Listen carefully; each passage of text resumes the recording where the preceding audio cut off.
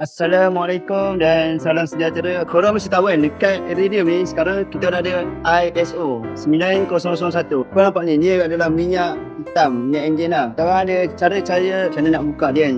Okay, pertama kita buka dulu. Tak boleh buka lagi. So yang kedua kita lap sini. Sebab apa kita buat macam ni? Sebab kita akan bagi kesan, bagi kita mudah nak buka lah. Okay, lepas kita dah buat macam ni, lapik, kita akan pisau, kita akan buka. Okay.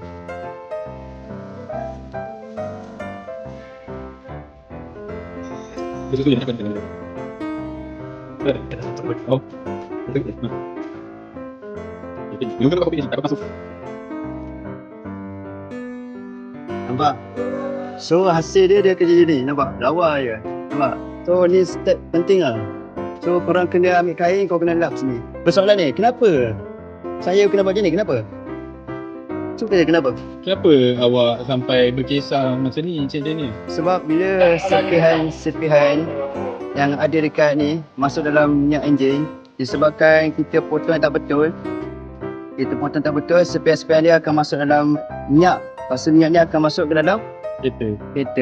Itulah salah satu sebabnya kenapa bengkel kita ni terpilih sebagai ISO klien. Jadi mana-mana korang yang berminat untuk servis dekat Iridium, korang boleh datang sini. Dekat mana? Dekat Jalan Jadi. Okay.